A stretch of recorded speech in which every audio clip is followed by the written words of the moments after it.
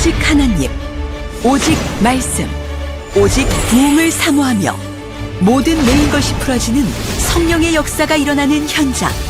2023년 가을 글로벌 특별 새벽 부흥회를 시작합니다. 자, 우리에게 유명한 달란트 비유의 말씀입니다. 여러분, 이 말씀의 핵심을 붙잡기 위해서는 우리가 질문을 하나 해야 합니다. 오늘 설교 제목이죠. 한 달란트 받은 종이 쫓겨난 이유가 무엇인가? 여러분, 이 사람은 주인에게 책망을 받는 정도로 끝난 것이 아니고 극단적인 처벌, 그러니까 멸망 선언을 듣습니다.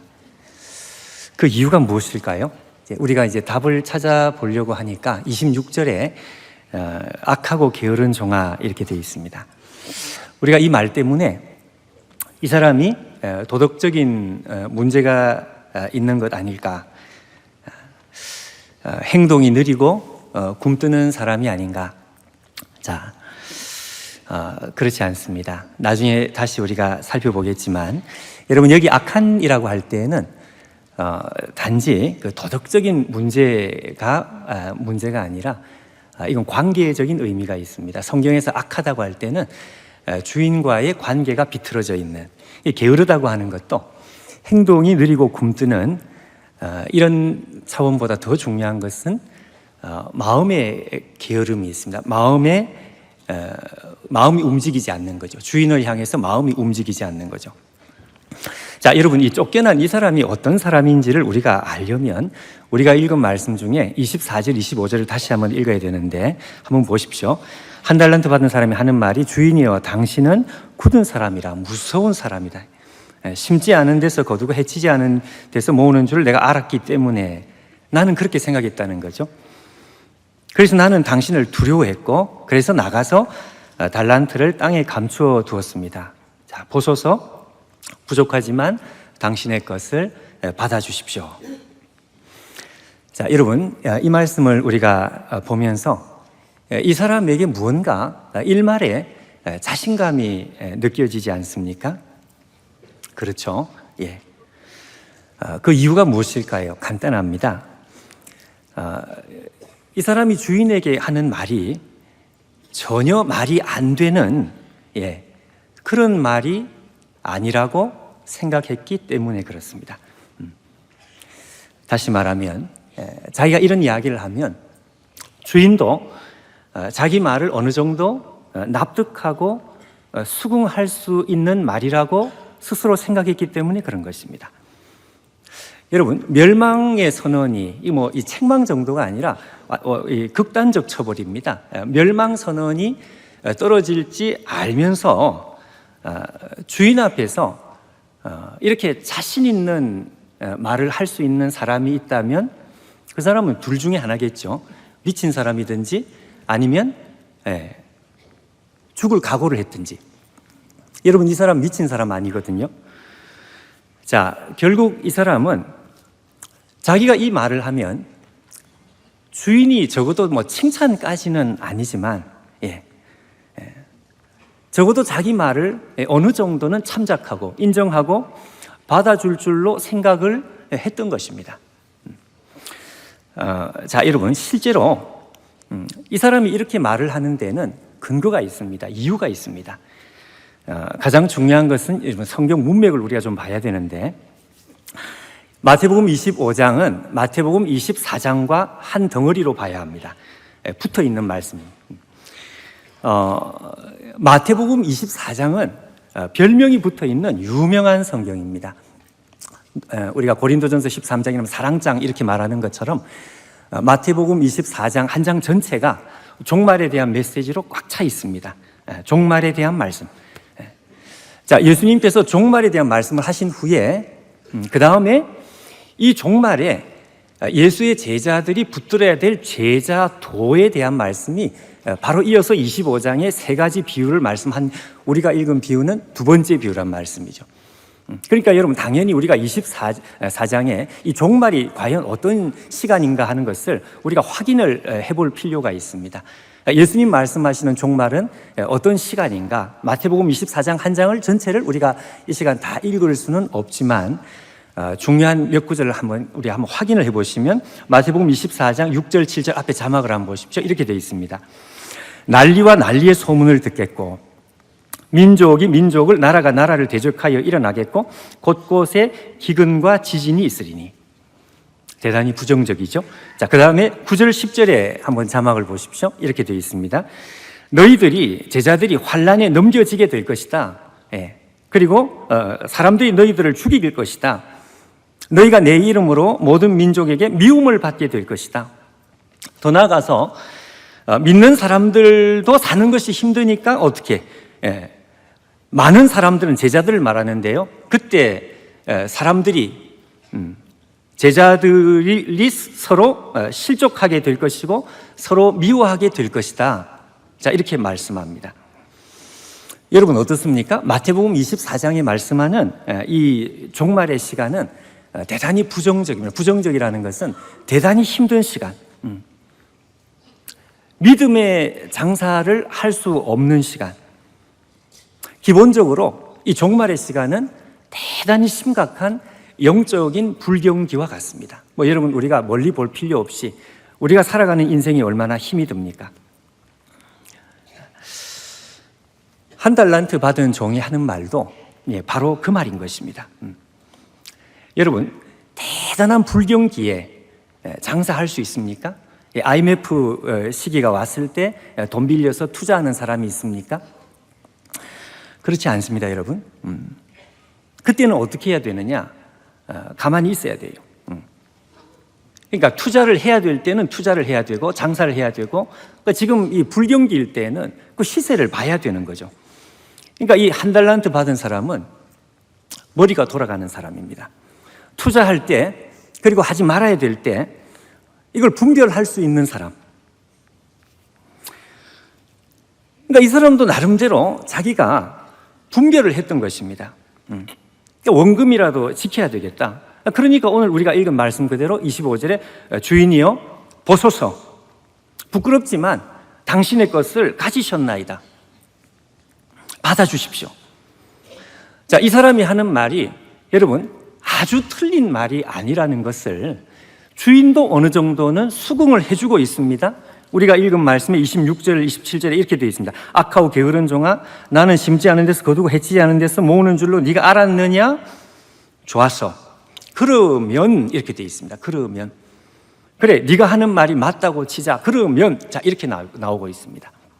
그러니까 주인도 이 사람이 하는 말이 아주 얼토당토하는 말이 아니라는 것을 주인도 알고 있는 것입니다. 여러분 우리가 오늘 본문에 읽지는 못했지만 19절에 보면 이런 말이 있는데요. 19절에 오랜 후에 그 종들의 주인이 돌아와. 여기 오랜 후에라는 말이 아주 의미가 심장합니다. 주인이 종들을 남겨놓고 떠났는데 올 생각을 안 하는 거예요. 그러니까 종들의 느낌에는 오랜 후에 정말 왜 이렇게 안 올까? 여러분 우리가 믿음 생활을 할 때 우리가 그런 생각을 합니다. 주님이 다시 오실 줄 내가 믿지만 왜 이렇게 안 올까? 여기서 한 걸음 더 나가서 말이죠. 이 주인은 설상가상으로 이 재산을 불려라. 아니 이런 상황에서 주인은 오지도 않고 불경기인데 도저히 장사할 수 없는 시간인데, 자 이런 상황에서 주인은 정말 무서운 사람이다. 자 이런 주인 밑에서 원금이라도 잃어버리면 내가 뼈도 못 추리겠다.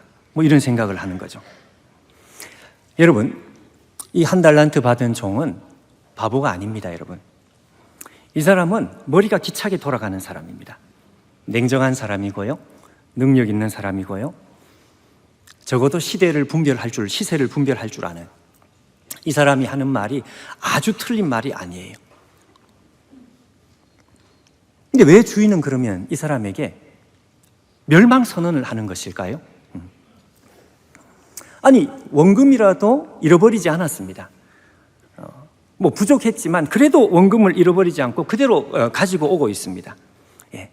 왜 쫓겨났냐 이거죠. 여러분 문제는 이 사람이 하는 말이 문제가 아닙니다. 자, 여러분 여기에 우리가 집중을 좀 해야 되겠는데요. 말이 문제가 아니고 여러분 통찰이라는 말 아시죠?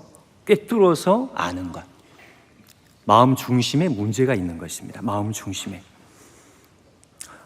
26절과 27절, 특별히 27절 오늘 말씀이 가장 중요한 힌트를 주고 있습니다.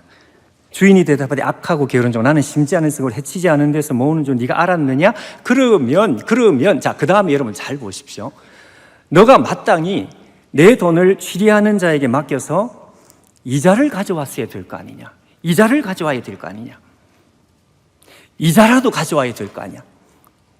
여러분이 이자라도 가지고 오라는 이 말은 이 주인이 내가 한 푼이라도 더 챙겨야 되겠다 욕심을 부리고 있는 말이 아니고요. 이 종이 주인 앞에서 하는 말이 이게 마음을 숨기고 있는 거짓말 같은 말이라는 것을 폭로하는, 드러내는 증거를 제시하는 것입니다. 무슨 말씀인지 접수가 되시나요? 증거를 제시하는 이런 이야기죠. 그래, 좋았어. 네가 하는 말이 맞다고 치자. 그러나 나는 너를 인정할 수가 없어. 네가 하는 말처럼 이 세상에 도저히 장사를 할 수 없고 너무너무 영적인 불경기라 가지고 도무지 장사할 수 없는 시간이라고 치자. 근데 너가 정말 나를 사랑하고 나를 향한 믿음과 사랑이 있어서 정말 이 사랑을 돌려드리고 싶은 마음이 네 속에 진짜 있었다면 너는 이자를 가져왔어야 돼. 네가 장사를 하지 않은 것은 환경의 문제가 아니야. 네가 장사를 하지 않은 것은 상황이 어려웠기 때문이 아니다. 너는 나를 향한 사랑과 믿음이 없는 것이다. 주인은 통찰을 하고 있습니다.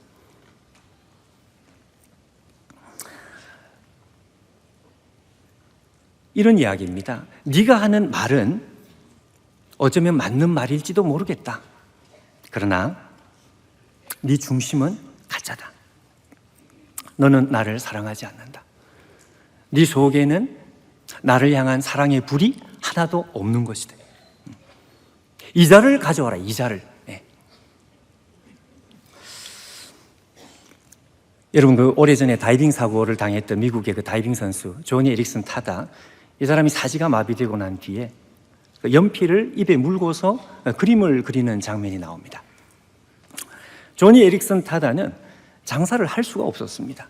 왜? 몸을 전혀 가눌 수가 없으니까요. 근데 입에 연필을 물고 그림을 그릴 때 주 예수 사랑 기쁨이 내 마음 속에 넘치네. 이 고백을, 그림을 그리고 입으로 이 연필을 물어서 표현을 했을 때 여러분, 그는 장사를 할 수 없었기 때문에 이자를 가지고 온 것입니다. 이자를. 왜냐하면 그 중심에 있는 사랑 때문입니다. 사랑. 주인을 향한 사랑과 믿음 때문입니다. 믿음. 여러분, 결국 이 한 달란트 받은 종은 도대체 어떤 사람이냐? 여러분, 이 사람은 말씀한 대로 머리가 기차게 돌아가는 사람, 시대를 분별할 줄 아는 사람, 냉정한 사람, 계산할 줄 아는 사람, 어쩌면 모든 것을 다 갖춘 사람일지도 모르겠습니다. 근데 한 가지가 없는 거예요. 그 한 가지가 무엇인가요? 사랑의 불이었습니다. 사랑의 불. 주인은 와서 책망을 하는 것이 아니고요, 쫓아내버려요. 너는 내 백성이 아니다. 너는 중심이 틀렸어.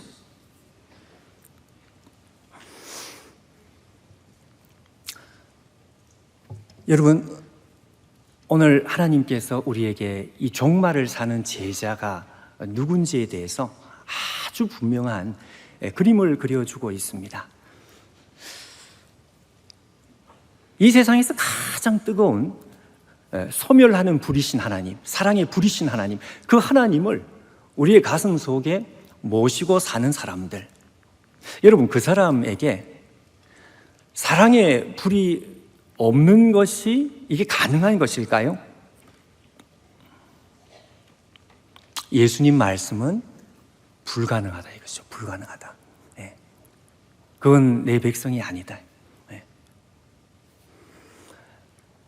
우리 집 아이들이 지금은 다 컸는데 어릴 때였습니다. 제가 아주 어릴 때 아직도 기억나는 장면이 자기 전에 동화책을 읽어주는데 그때 무슨 애들 읽는 무슨 도깨비 나오는 동화책인데 은혜로운 시간에 도깨비라는 말이 나와서 좀 죄송한데요. 하여튼 도깨비 나오는 이야기인데 그 도깨비들이 자기들끼리 애들 새끼 도깨비들이 모여가지고 자기들끼리 노는데 어떤 도깨비가 할아버지 도깨비 방망이를 빌려와가지고 뚝딱 했더니 불이 나오는 거예요. 옆에 있는 친구들이 와 하고 박수를 칩니다. 근데 불이 나왔는데 대보니까 뜨겁지가 않아요. 그래서 애들이 막 그 옆에 있는 도깨비들이 막 놀리고 막 이렇게 하는 그런 것이 있습니다. 그러니까 불은 불인데 뜨겁지가 않아요. 제가 그걸 옆에서 이렇게 동화책을 읽어주다가 계시를 받았습니다. 그럴 수도 있겠구나. 그러고 나서 그 생각이 떠나지가 않는 거죠. 분명히 불같이 생겼는데 뜨겁지가 않은 거예요. 네. 여러분 이것이 오늘 하나님께서 우리에게 주시는 경고와 같은 메시지입니다. 미국의 복음주의자 프란시스 첸이라고 하는 중국계 미국인인데 이분이 하는 말이 이분이 쓴 책의 제목이 Crazy Love라는 책이 있습니다. 그 기자들이 와서 물었습니다. 당신 책 제목이 좀 이상하다. 왜 하필 crazy냐? crazy가 도대체 미친 사랑이 도대체 이게 뭐냐? 그러자 프란시스 첸이 하는 말이 그럼 crazy란 말 말고 어떤 말이 적당하다고 생각하냐? 나는 아무리 생각해도 crazy라는 말보다 더 적당한 말이 없는데 이 프란시스 첸은 그런 이야기를 해요. 자기가 한평생 아버지의 사랑을 가깝게 느낀 게 30초였다 그래요. 30초. 자기가 태어날 때 자기의 생모가 돌아가시고 그리고 새엄마가 자기 9살 때 돌아가셨는데 그때 가족들이 너무 슬퍼가지고 병원에 앉아있는 그때 아버지가 자기에게 어깨에 손을 얹고 위로를 해주는 그게 30초였네. 그게 아버지 사랑을 받은 전부였다 그래요. 그러니까 이 아버지가 얼마나 무섭고 얼마나 가까이 하기 힘든 분이었는지. 그러니까 자기는 하나님을 믿어도 어떻게 하면 하나님을 잘 믿느냐? 하나님의 심기를 건드리지 않는 것. 이게 제일 잘 믿는 것이다. 자, 이런 분이 하나님의 사랑을 제대로 만났습니다. 창조주 하나님께서 사람이 되셔서 우리를 찾아오셨다고 하는 이 복음의 메시지에 부딪히고 난 다음에 이 사람이 crazy가 돼버린 거예요. 그리스도인들이 crazy가 되지 않는 것이 이게 불가능하다. 프란시스 첸의 말이 맞습니다, 여러분. 오늘 예수님께서 이 1달란트 받은 사람을 향해서 하시는 말씀이 그 말씀입니다. 여러분 그렇다면 한번 생각해 보십시오. 여기 나와 있는 5달란트 또 5달란트를 남긴 사람, 2달란트 또 2달란트를 남긴 사람, 이 사람은 도대체 어떤 사람일까요? 이 사람은 1달란트 받은 사람과 정반대에 있는 사람입니다. 이게 지금 단지 성실성의 문제나 단지 이게 능력의 문제가 아니다 이거죠. 이 사람들은 능력이 많은지 적은지 그게 문제가 아니라 이 사람들은 주인에 대한 사랑이 충만했던 사람입니다. 아무리 봐도 이 사람들도 바보가 아니니까요. 아무리 봐도 지금 이게 장사를 할 수 있는 상황이 아니라는 것을 이 사람들도 알아요. 그런데 장사를 한 거죠. 왜? 주인이 장사를 하라고 했으니까 그것 말고는 없습니다. 미친 척하고 장사를 한 거죠. 나타난 결과는 5달란트가 남고 2달란트가 남습니다. 이거는 자기의 실력이 아니고 이거는 기적이었던 것입니다. 마치 누구하고 비슷한가 하니까 여러분 구약 성경에 나오는 다윗이 이스라엘 왕이 되고 나서 제일 먼저 했던 일이 뭔가 하니까 예루살렘 성을 정복하는 일이었습니다. 그럼 다윗이 예루살렘 성을 정복하는 순간까지 예루살렘은 이스라엘 땅이 아니었다는 뜻이냐? 그렇습니다. 400년 전에 이미 정복을 했었어야 되는데 잠시 정복을 했다가 다시 여부스 그 족속이 예루살렘 성을 차지하고 썩은 문화를 그냥 흘려보내는, 그러니까 무려 400년 동안, 여러분 알박기 아시죠? 알박기. 마치 이스라엘 땅 안에 알박기를 하듯이 이 예루살렘 성이 여부스 족속의 땅이었던 것이죠. 다윗은 그것을 보면서 분통이 터진 것입니다. 아니 400년 전에 정복을 했었어야 돼. 근데 400년이 지나도 왜 정복을 못했을까요? 예루살렘 성은 난공불락의 성입니다. 삼면이 절벽으로 깎아지는 곳에 한쪽만 이렇게 딱 막아버리면 이걸 정복을 할 수가 없습니다. 그러니까 이스라엘 백성들에게는 저것은 영원히 우리가 정복할 수 없는 것이다. 다윗은 그렇게 생각을 안 한 거죠. 왜? 이유는 간단합니다. 분명히 하나님께서 우리의 주인이 정복을 하라고 했다. 그건 믿음이었고요, 다윗의 어떤 실력이 아니라.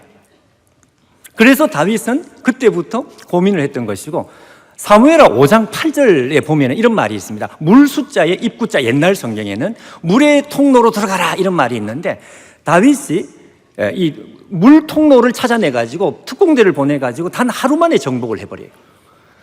여러분 400년 동안 하지 못했던 이 일을 다윗이 하루 만에 정복을 해버립니다. 이건 뭔가 하니까요, 다윗이 하나님의 사랑에 붙들렸기 때문에.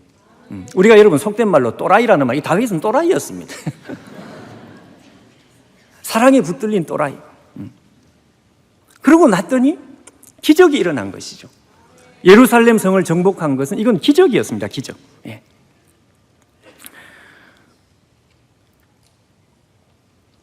한 달란트 받은 사람하고 참 비슷한 사람 한 사람 있습니다. 가룟 유다입니다. 가룟 유다. 여러분 그 요한복음 12장에 보면 마리아가 향유 옥합을 깨뜨릴 때 그때 가룟 유다가 이런 이야기를 합니다. 저 비싼 향유 옥합을 300데나리온에 팔아가지고 가난한 사람들을 나누어 주면 참 좋겠다. 여러분 이게 얼마나 좋은 말입니까? 근데 문제는 성경이 뭐라고 되어 있는가 하니까 이렇게 말하는 것은 저는 도적이라 이렇게 되어 있어요. 저는 도둑이라. 왜 그럴까요? 가룟 유다는 머리가 기차게 돌아가요. 딱 이거 보니까 벌써 이게 지금 이게 견적이 나오는 거죠. 이거 300데나리온 팔아 가는, 얼마나 좋은 이야기입니까? 한마디로 옳은 이야기입니다. 옳은 이야기. 근데 하나님께서는 아니다 이거죠. 너는 가짜다. 왜? 그는 하나님의 백성이 아니요, 그의 중심에 사랑의 불이 없었던 것입니다. 그러니까 여러분 아무리 옳은 이야기를 해도 이게 하나님께서 인정이 안 되는 거죠. 교회는 여러분 옳은 말을 하는 사람들이 교회를 세우는 것이 아니다. 교회는 하나님의 사랑의 불이 뜨거운 사람이 교회를 세우는 것이다.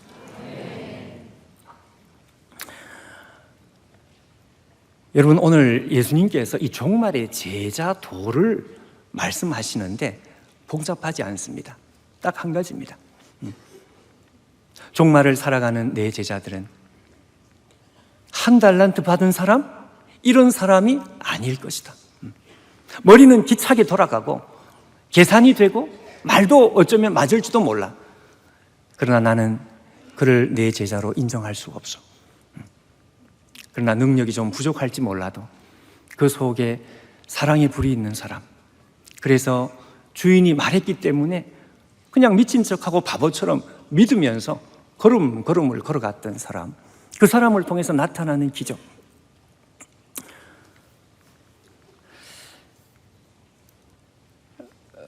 우리 한국교회 설교 잘하기로 유명하신 한 원로 목사님, 제가 이름을 굳이 밝힐 필요가 없을 것 같아서 한 목사님 제가 이렇게 가까이 한번 그 식사를 하는데 이분이 어떤 말씀을 하는가 하니까요, 손자가 태어나기 전까지는 인생을 논하지 말래요. 손자가 태어나면 세상은 완전히 달라집니다. 너무 자랑스럽다 이거죠. 근데 한 번은 이 원로 목사님과 그 사모님, 그러니까 이제 그 할머니, 할아버지와 할머니 그리고 손자 셋이 이렇게 있는데, 그 원로 목사님 말이 어떻게 여자들은 꼭 저렇게 뭔가를 확인해야 되는지 자기는 이해를 못 하겠대. 무슨 이야기인가 하면은 그 할머니께서, 그 사모님께서 이 손자를 앞에 앉혀놓고 질문을 하신 거예요. 질문을. 야, 너 이 세상에서 제일 사랑하는 1번이 누구야? 근데 여러분, 얘가 0.1초 만에 할아버지 이렇게 나온 거예요. 여러분, 이 할아버지가 얼마나 행복했겠습니까? 그 순간이 정말 나는 죽어도 좋아 이런 생각이 들 정도로 너무너무 행복하셨대요. 이 할머니가 의기소침해져 가지고 한 번 더 물었습니다. 내가 1번 아니면 2번이라도 해야 되겠다. 야, 그러면 2번은 누구야, 2번? 이 아이가 대답했습니다.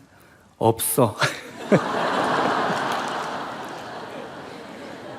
여러분, 이 원로 목사님이 그 소리를 듣는 순간 정말 지금 햇게 물고 죽어도 여한이 없어.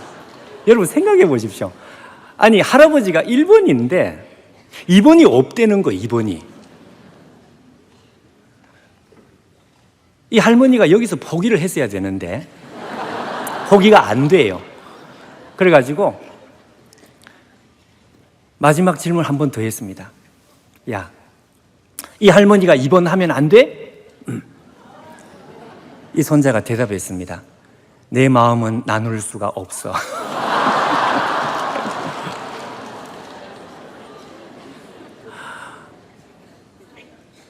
야, 저는 여러분 그 이야기를 들으면서 바로 저것이 우리를 향한 하나님의 사랑, 이보다 더 좋은 설명이 있을까? 그런 생각이 드는 거예요. 여러분, 하나님께서 이 자리에 굉장히 많은 분들이 오셨는데, 여러분, 우리 한 사람 한 사람을 향해서 하나님께서 우리에게 하시는, 개인적으로 하시는 말씀이 이것입니다. 너가 내 1번이다. 근데 문제는 2번이 없어요. 2번이 없어요. 그리고 하나님의 마음은 나눌 수가 없어요. 100년 전에 웨일스에서 큰 부흥이 왔을 때, 그때 이 부흥을 경험했던 사람들이 불렀던 노래, 지금도 여러분 우리가 부르는 노래 있습니다. 바다 같은 주의 사랑, 그거 있죠. 그 1절, 2절 이제 우리가 보통 부르는데 번역이 잘 안 된 것 같아요. 3절에 보면 이런 가사가 있습니다. 영어 가사에 보면 이런 가사가 있습니다. You alone shall be my glory. 당신만이 나의 영광입니다. 그 다음에 뭐라고 되어 있는가 하면요, You alone shall be my glory. Nothing in the world I see. Nothing in the world I see. 무슨 이야기입니까? 이 세상에 내 눈에 보이는 것이 아무것도 없다. 우리가 흔히 하는 말대로 눈에 아무것도 보이는 게 없는 거예요. 하나님의 사랑에 부딪히고 하나님의 영광이 내 눈에 한번 들어왔더니 그 다음부터는 눈에 보이는 게 아무것도 없는 것입니다. 여러분, 이것이 종말을 살아가는 제자들의 고백입니다. 왜?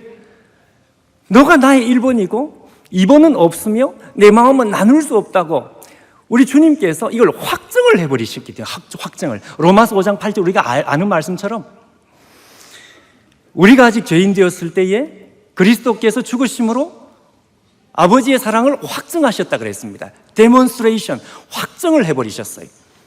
그러고 났더니 우리의 눈에 뵈는 게 없는 거죠. 눈이 뒤집어지는 것이죠. 며칠 전에 한 집사님 만났습니다. 우리 교회에. 2달 전에 남편이 소천을 하셨습니다. 저를 붙들고 오시면서, 목사님, 나는 어떻게 살면 좋아요? 여러분, 오늘 이 시간에 우리가 주님 앞에 이 질문을 한다면 주님께서 우리에게 뭐라고 말씀하실까요? 어떻게 살면 좋겠습니까?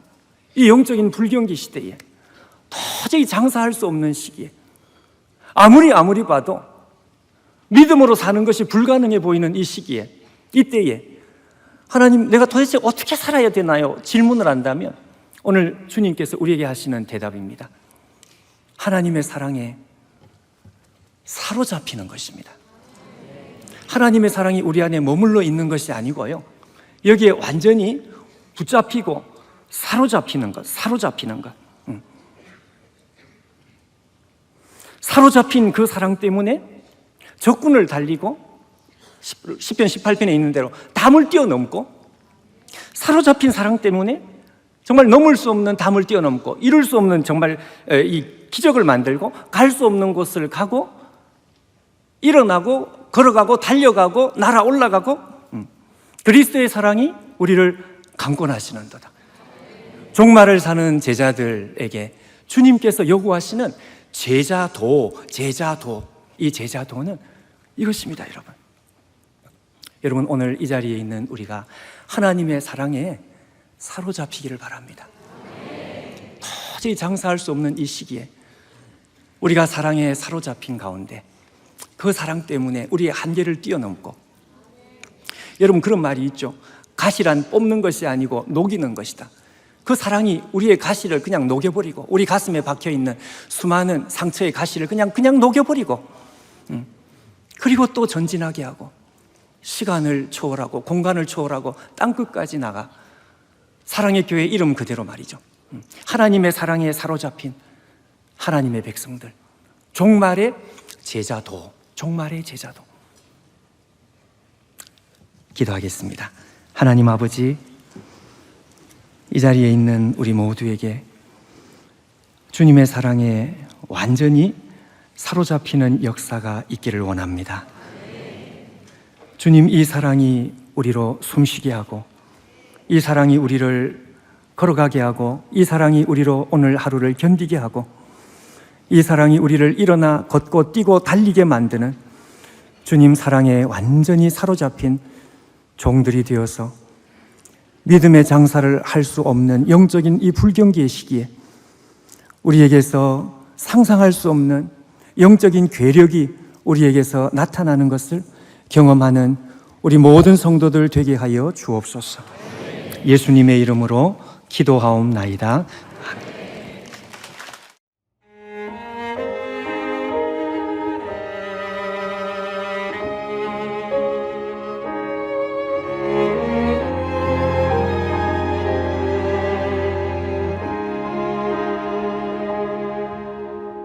우리 주는 위대하며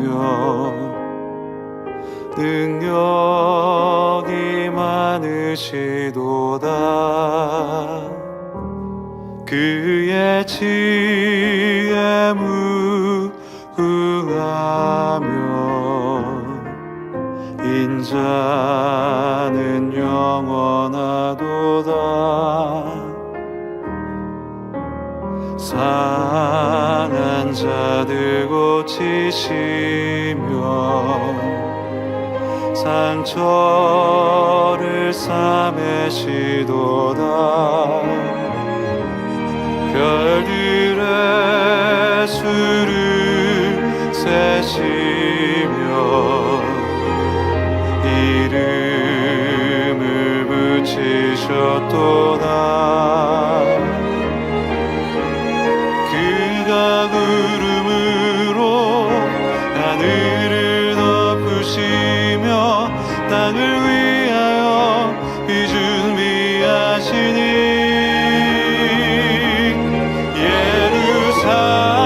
예루살렘아 여호와를 찬송할지어다. 내 하나님을 감사함으로 그 앞에 나가며 주 임재 앞에 경배.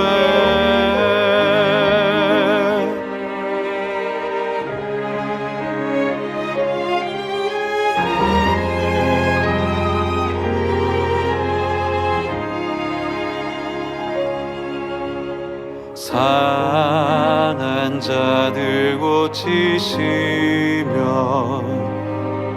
상처를 싸매시도다. 별들의 수를 세시며 이름을 붙이셨도다. 구름으로 하늘을 덮으시며 덮으시며 땅을 위하여 비 준비하시니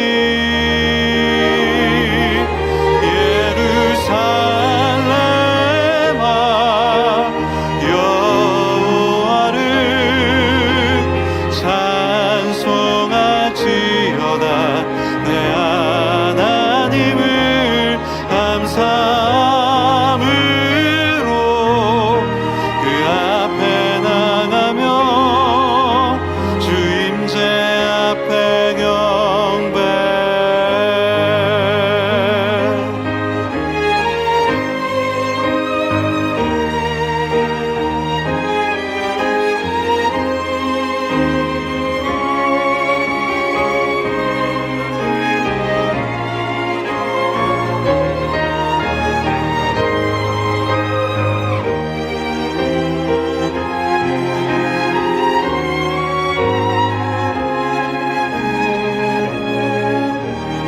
그가 구름으로 하늘을 덮으시며 땅을 위하여 비 준비하시니